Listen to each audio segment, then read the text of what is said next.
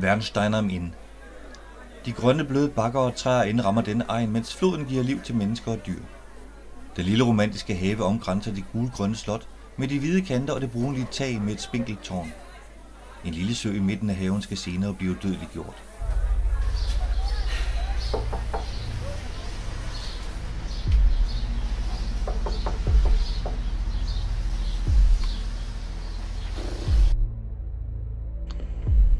Doktoren hviskede. Hav ingen frygt.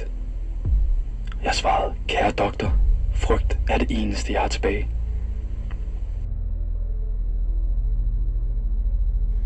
Alting opløses i disse tider. Alle lemlæstes til ukendelighed. Jeg har en dæmonisk kærlighed for forvirring. Jeg begravede mig selv med forfølgelser og plager. Jeg søgte at skabe et evigt princip. Så længe det behagede dig. Jeg respekterede dig, men du efterlod mig sidenhen kold. Vi var helt isoleret derude dengang. Efter denne opmuntring. Hvad nu? Faderen, han var et forbillede af virig styrke og maskulin skønhed. Hans totale afviselse tvang kreativiteten frem.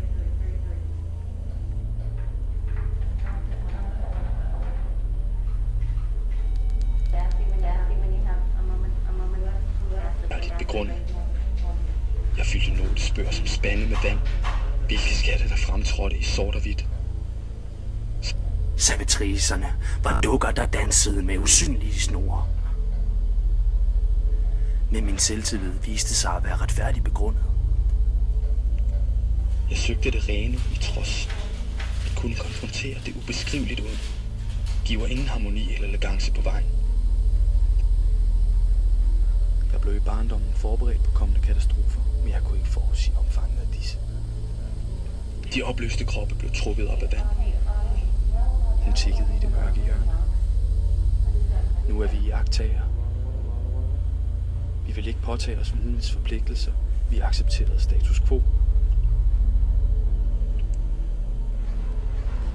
Hun døde i de dage. Senere mødte jeg en ny. Hun må også have mærket sorgen.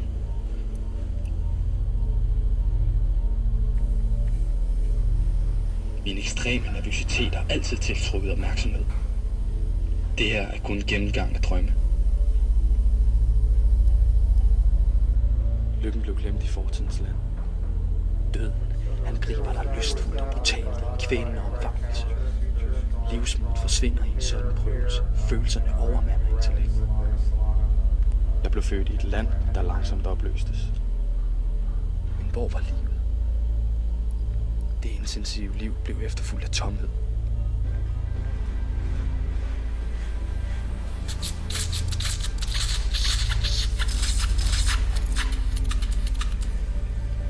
Der er ingen blade på træerne i den by. Jeg stivner normalt i disse drømme. Vi var fra samme landsdel. Jeg havde mine overvejelser. En risiko for at skade rygtet ved en udgivelse.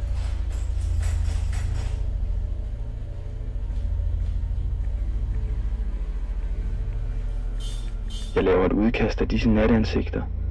De bliver let opløst. Det totale sprog. Den totale krig. Efter alle disse opmuntringer. Hvad nu? Tænk sig erklæret uegnet til mormor. Du kan kalde det en åbenbaring, eller begyndelsen til undergangen. Men det er et falsk spil. Der er ingen bevidste handlinger. Det er som at finde nyt guld i et drømmeland, jeg ser frem til at forsvinde og dukke op igen.